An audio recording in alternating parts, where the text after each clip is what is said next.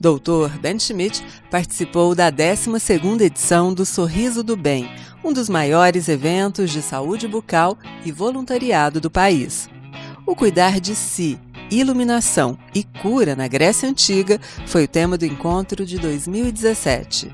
Promovido pela Turma do Bem, o congresso contou com a presença de mais de 800 pessoas, entre dentistas, palestrantes e personalidades. O objetivo deste evento é promover a inclusão social por meio da saúde bucal e ainda inspirar pessoas a assumir posições transformadoras em relação à saúde. Cuidar, sorrir e amar foi o slogan deste ano. A luta dos organizadores foi reunir voluntariados em defesa do sonho de promover a inclusão, a saúde e o bem-estar. Hoje, a Turma do Bem tem a maior rede especializada de voluntários do mundo.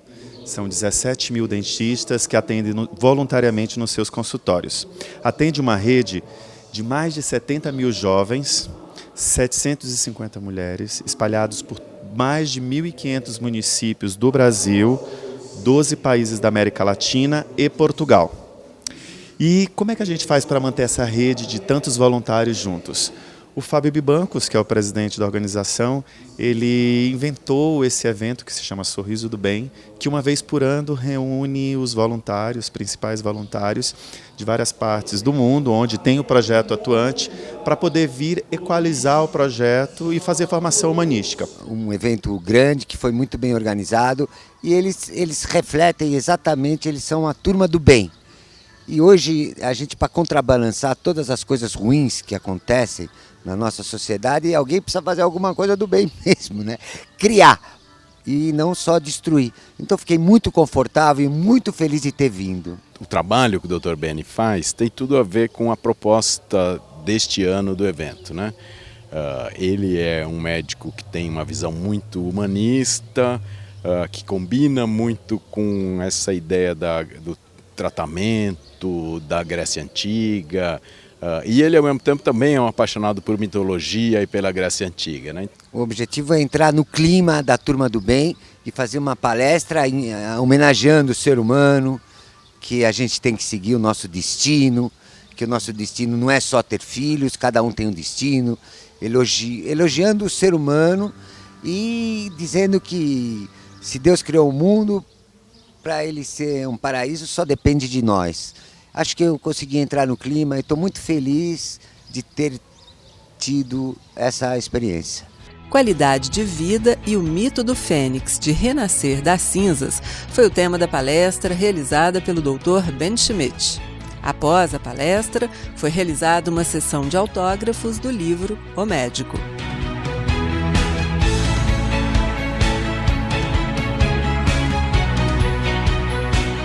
O Sorriso do Bem 2017 foi realizado entre os dias 14 e 17 de novembro, no Palace Hotel, em Poços de Caldas, Minas Gerais.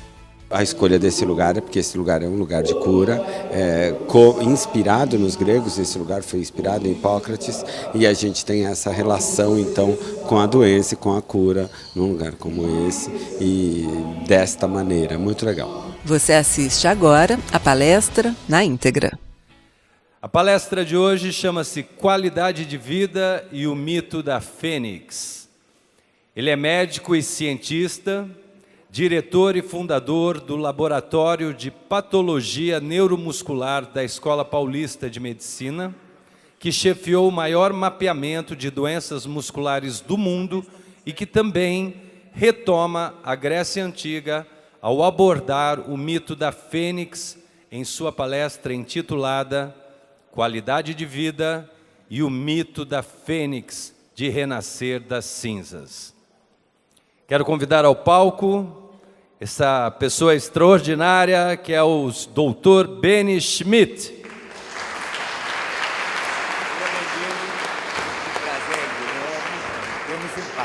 Ok. Boa palestra. Obrigado.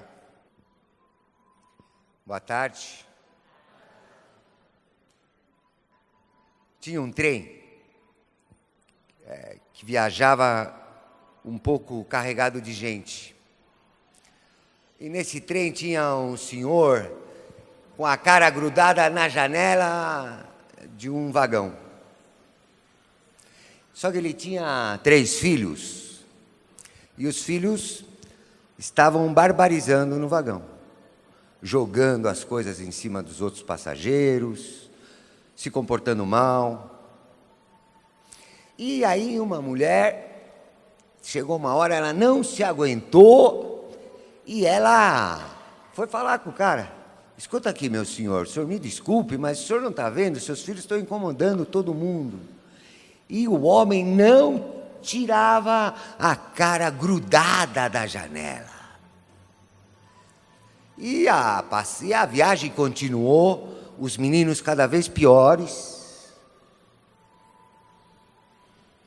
até que ela não se aguentou mais, ela foi lá e bruscamente acabou meio brigando com ele, batendo nele, arrancou ele da janela, furiosa. E olhou para ele e falou muitas coisas para ele. O senhor não tem vergonha, tudo isso, mais um monte. E depois que ela cansou de falar, aí ele virou para ela e disse assim: a senhora me desculpe, a minha mulher acabou de morrer, eu peguei meus filhos e eu não sei direito nem para onde eu estou indo. Me perdoe. Tudo depende dos olhos de quem vê. Tudo depende dos olhos de quem vê. Eu queria agradecer o convite que essa turma do bem fez a nós, em nome da Escola Paulista de Medicina, em nome da neuromuscular da Escola Paulista de Medicina, né? E abraço essa causa e acho inteligentíssima, e atender as pessoas humildes com dignidade tem muito a ver filosoficamente com a neurologia. Eu sou o fundador da neuromuscular, da escola, então tem tudo a ver com muitas regras de estatuto lá nosso. Então, estão de parabéns. E a vocês que, como tudo depende dos olhos de quem vê, eu quero contar mais uma história curta para dizer para vocês que tudo depende de nós. Então, tudo depende dos olhos de quem vê. Para mim, nesses últimos 50 anos, o mundo ficou um pouco menos romântico. Não é? Mas tudo depende de nós, né? Talvez Deus tenha criado a vida, mas depois de ter criado o mundo, cabe a nós fazê-lo do nosso mundo um paraíso, por livre-arbítrio. E tem uma história que parece muito com essa praça muito legal que tem aqui. E me lembrei justamente que tem muito a ver com isso que nós começamos a falar. Que tudo depende de vocês, principalmente os mais jovens. Eu não enxergo muito bem, mas estou vendo que tem uns idosos também. Mas é mais para os mais jovens, porque daqui 15, 20 anos, quem vai governar o país são os mais jovens, né? Então, tudo depende de vocês. E como tudo depende de vocês, dos olhos de quem vê, um sábio numa praça como essa,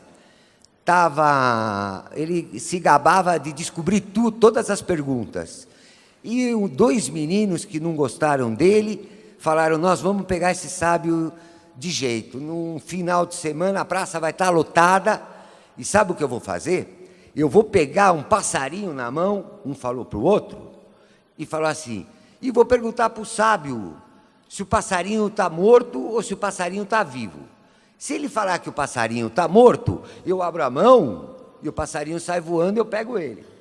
Se ele falar que o passarinho está vivo, eu mato o passarinho. A praça estava lotada. E o cara que veio pegar o sábio estava de pé e um dos meninos chegou para o sábio, então ele perguntou: sábio, eu tenho um passarinho aqui na minha mão. Eu queria fazer uma pergunta ao senhor que acerta tudo. Esse passarinho está vivo ou está morto? Aí o sábio respondeu: olha, esse sábio aí que está na sua mão, ele pode estar vivo ou pode estar morto. Depende de você. Ele está em suas mãos. tudo depende de nós. Então, e muito mais dos jovens, não é porque a gente passa um momento político ruim brasileiro que a política é fundamental para a sociedade, né? Mas os jovens é que têm que agir, né? Para que melhore e para faça o mundo ficar bonitíssimo, né? Então, essa é a neuromuscular. Mas como a gente é neuromuscular, para a turma do bem, eu vou pegar as coisas de... Isso foi fundado em 1982, de 35 anos, né? Todos nós da neuromuscular sabem ponteira. Eu sou professor de medicina, né? Me desculpem, mas aula acadêmica, eu sei que eu não vou dar uma aula acadêmica, né? Mas sempre tem que ser dada com a ponteira para a gente apontar aquilo que a gente está falando, né? Muito obrigado, menina. Como você chama? Dulce. Então, já vou dar um livro de presente para você. Pode vir pegar, que ela me ajudou. Obrigado. Eu que te agradeço. Agora, você não vai conseguir fazer eu enxergar a ponteira, né, já?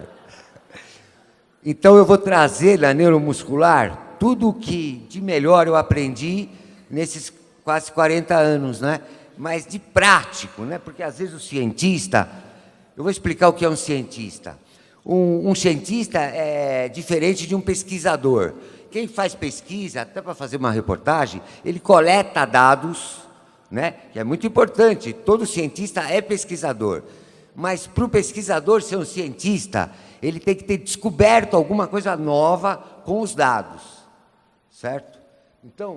Então muitas vezes o cientista fica muito prolixo, agora, principalmente com a genética, e esquece as coisas mais práticas. Então, vou aproveitar que nós não estamos numa aula, então vou falar o que eu acho mais legal para vocês. Para quem tem mais de 30 anos, como ele ali, né? E para quem e para os jovens, certo? Sobre patologia muscular. Primeira coisa que eu vou deixar, então, que eu queria falar para vocês, é que eu queria um copo d'água. Ah, tá aqui. Daqui a pouco você vai ganhar outro livro, hein?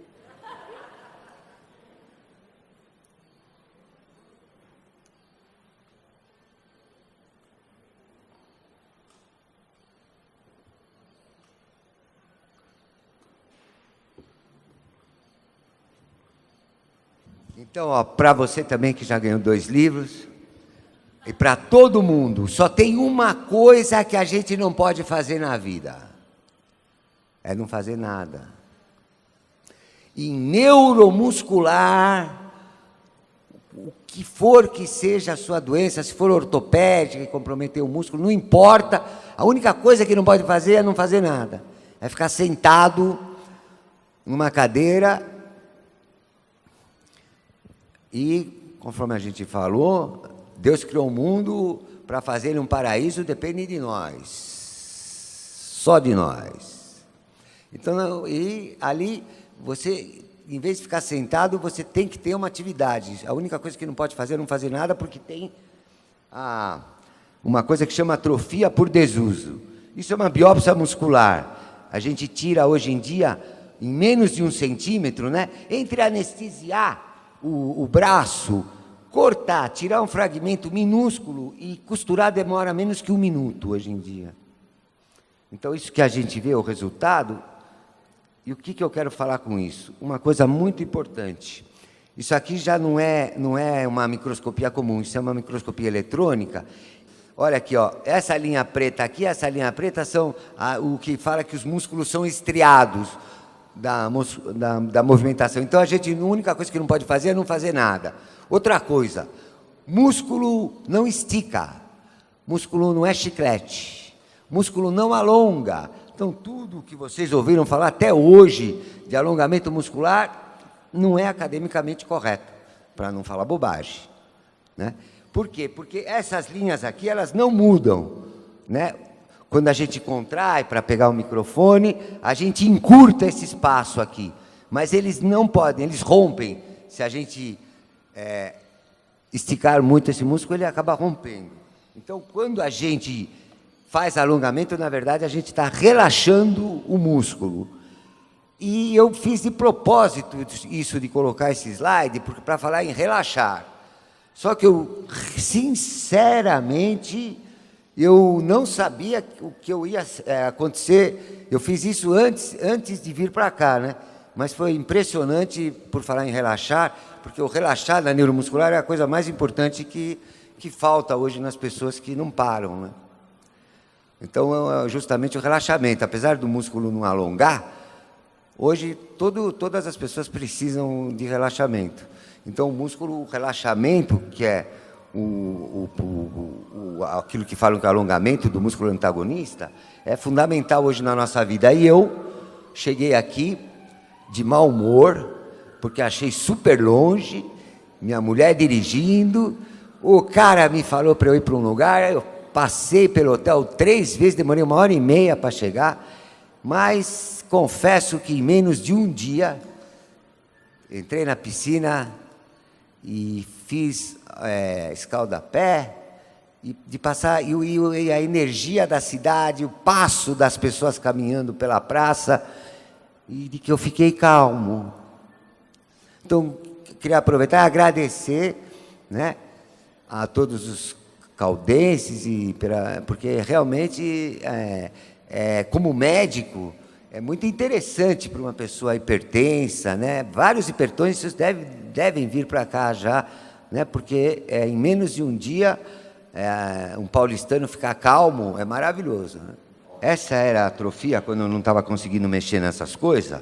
Isso aqui é um músculo que ficou atrofiado. Quando a gente senta numa cadeira, né? Quando a gente senta numa cadeira e não se mexe durante 1, 2 anos, 3 anos, o músculo desaparece. Ele não morre, mas ele não desaparece.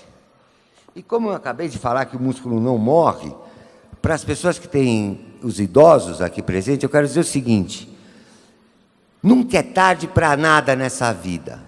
É melhor um idoso começar a fazer um esporte, qualquer que seja, andar, nadar, yoga, e agora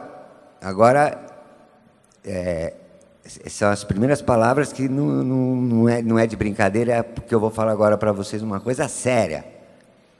A yoga, e quem fala, aqui a escola que eu mostrei, é o maior arquivo do mundo de patologia muscular. Eu nunca vi um exercício tão completo como a prática do yoga, e eu confesso publicamente minha ignorância durante 60 anos de vida. Estou impressionado até agora, e virei um arauto da prática de yoga. Eu acho que a yoga do ponto de vista médico, de medicina, se for humanista, né? Quando a medicina é humanista, receitar yoga para uma pessoa é a pessoa ser praticamente irmã dela, né? De tão bem que eu acho que a yoga faz para as pessoas. É o esporte mais completo, é mais completo que a natação. Palavra de Benny Schmidt, patologista muscular da Escola de Medicina. Eu não tenho academia de yoga, hein? Quero dizer o seguinte: meus filhos não são professores de yoga. Eu não tenho parente a não ser minha mulher. Mas eu sugiro para vocês que eu tenho uma deficiência de ter sofrido um acidente com 16 anos, fiquei 5 anos sem andar, então eu tenho uma deficiência neuromuscular, por isso que eu virei neuromuscular, porque eu mesmo me tratei. Então, foi assim que a gente aprende com dor, a gente fica melhor vivendo do que lendo, né? Então, a yoga foi uma descoberta agora, mas só descobri agora aos 60 anos de idade. Queria ter descoberto antes, mas tudo acontece na hora certa, né? Que mais que eu posso falar de músculo antes de contar uma história grega para vocês? Sabe, o dia que se amanhece errado, a gente não devia sair da cama. E o dia que se amanhece e dá certo, se primeiro o telefonema dá certo, você tem que fazer tudo que está pendente. Eu, por exemplo, não me dei bem com esse cara aqui, entendeu? Então, eu não consigo mudar de jeito nenhum o Hilário. Eu não vou mais mexer nele. Isso aqui é um gene. Isso aqui é a foto de um gene. Né? Aqui é o gene de uma doença muscular chamada Duchenne. E por que eu trouxe um gene para uma plateia que não é de médico, né?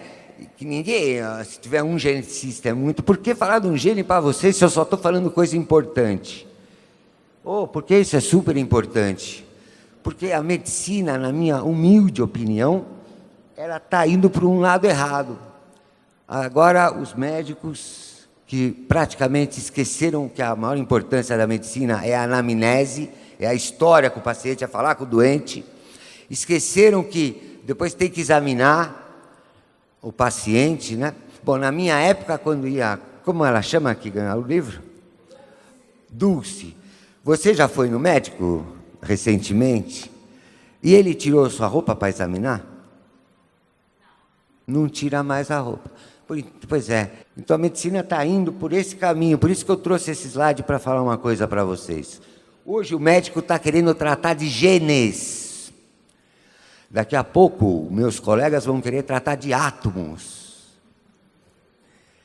Humilde opinião, eu acho que isso aí não vai ser muito bom para a saúde e para a incidência de doença na sociedade, né? A medicina tem que olhar, tem que ser mais humanizada, e aí sim eu acho que eu acho o médico brasileiro, e eu não sou hipócrita, mas eu acho o médico brasileiro, eu falo com autoridade de ter sido professor de medicina em outros países. Eu acho o médico brasileiro, lógico que eu também odeio médico, mas eu sou o médico brasileiro que acho que a medicina brasileira é a melhor do mundo. Do mundo. Eu vou repetir. A medicina brasileira é a melhor do mundo. Não tem para nós, não tem para ninguém. Não tem, não tem, não tem. Nem clinicamente, nem cirurgicamente. É só vocês terem sorte e achar o cara certo que vocês estão feitos. Essa é a minha opinião. É melhor que nos Estados Unidos, é melhor que na França e é melhor que na Itália. Isso é que eu tenho convicção para mim, né? Então, por isso que eu coloquei uma foto de um gene, né? Porque, às vezes, só conversando com a pessoa, se a pessoa se especializar na anamnese, a pessoa faz o diagnóstico do que a pessoa tem, né? A pessoa procura um diagnóstico e entende a pessoa. Então, hoje em dia, eu estava brincando com as meninas lá na Terma, que é muito perigoso um homem de 60 anos ir no médico. Porque imagina quantos exames ele vai pedir e quantas coisas ele vai procurar. E uma hora ele vai achar. Então, melhor não ir. Óbvio. Sem falar, eu vou falar com autoridade, agora outra autoridade, de ser patologista do Lavoisier, que foi fundado pelo meu pai. Eu sou filho de um cara humanista, talvez um dos maiores humanistas brasileiros, médico humanista, porque ele foi o cara que fez o teste do pezinho para todo o Brasil e para quase todos os países do mundo. E nunca ganhou um centavo com o teste do pezinho, mesmo sendo dono do laboratório Lavoisier. Ele chamava Benjamin José Schmidt. Então, ele me ensinou muitas coisas, e essa é a principal de praticar uma medicina humanista. Então, tratar do gene, tratar do átomo, isso não significa que eu fui biologista molecular nos Estados Unidos e sequenciei o DNA de uma mitocôndria, foi a primeira mitocondriopatia descrita na literatura. Eu acho de uma raça humana, o cara, o cientista, às vezes precisa ter raça e paciência, para não falar outra palavra. Porque agora está mais fácil, que tem os aparelhos, os PCR, por exemplo, mas na minha época era na mão, chamava tesoura de restrição, tinha que ler. Eu tinha um amigo japonês, eu não vou citar o nome dele, mas eu não tinha paciência para ler, e eu punha ele para ficar lendo, porque tinha que ficar de noite, de óculos, para ler as bases. Eu acho isso uma engenharia, isso é uma vitória humana. A civilização humana tem muitas vitórias. Por exemplo, a tecnologia. É bom viajar de avião, conhecer outros países. mas a tecnologia também traz coisas ruins para nós. Eu, como o tema aqui é de mitologia grega, eu vou contar uma história para vocês que eu escolhi para esse evento. Eu sou professor de mitologia grega, e vou contar uma história para vocês que eu acho espetacular. Vamos saber se vocês vão gostar disso, porque ela traz uma mensagem espetacular. Pelo menos para quem é pai, principalmente para quem é avô, e para quem é mãe. É o mito do fênix. Era uma ave gigantesca, se chamava fênix. Nasceu na Etiópia. Como a Raiz já está dizendo, era um lugar meio sagrado, que as pessoas iam procurar de ética, e ópia de olhar, que iam procurar a ética. Então era uma ave que nasceu num lugar sagrado, e foi para o Egito, virou uma lenda egípcia, e depois foi roubada pelos gregos. E era uma ave bonita, de plumagem, arroxeada, avermelhada, e com envergadura de quase 3 metros. Quase um animal pré-histórico. Mas o que é legal na fênix é que a fênix tem 2 mensagens muito fortes para o ser humano. Porque os gregos, como vocês devem ter tido aula aqui, eles foram, muitos historiadores dizem que eles foram a civilização melhor para se viver, né, dentre as civilizações que ocorreram na nossa espécie. E os gregos valorizavam muito as histórias e os mitos gregos. Essa ave, ela deixa 2 mensagens filosóficas maravilhosas, porque todo ano ela morria. Ela morria não, ela se matava. Ela ia até um lugar sagrado, né, de culto ao sol, a Amon-Ra, e ela ateava fogo em si mesma, e ela virava cinzas. Ela virava cinzas. E aí pegavam as cinzas dela, levavam até um lugar sagrado, um altar, na Grécia, onde ela renascia. Então, todo ano, esse culto da fênix, ela morria e renascia, com a mensagem que nós, durante a nossa vida, a gente às vezes morre mais de uma vez, e a gente tem que aprender a renascer para seguir em frente. E descobrir a fênix para aproveitar essa chance, de novo eu digo, de estar aqui, e fazer ele maravilhoso, por que não? Mas tem uma coisa mais sensacional ainda nessa história da fênix. Ela era capaz de renascer das próprias cinzas, mas ela era única. Ela não podia procriar. Isso é sensacional. Por quê? Porque eu, pelo menos, nós, as pessoas, os pais, as mães, a gente acaba nessa vida, nesses 50 anos que eu vi, vivendo totalmente pelos nossos filhos, né? E os filhos não são certamente, de acordo com o mito, o nosso destino final. A gente não nasceu só para ter filho. Os filhos nós não vamos continuar nos nossos filhos. Cada um de vocês aqui tem o seu destino. Cada um tem um dom, o seu destino. Que não é só ter filho. Porque se a gente deposita tudo nos nossos filhos, a gente acaba não vivendo e não atingindo o nosso destino e ainda atrapalha a dos filhos. É isso que a fênix quer dizer. Então, os filhos, lógico, são para ser amados, mas eles não são o nosso destino final. E é isso que o mito da fênix quer dizer para a gente.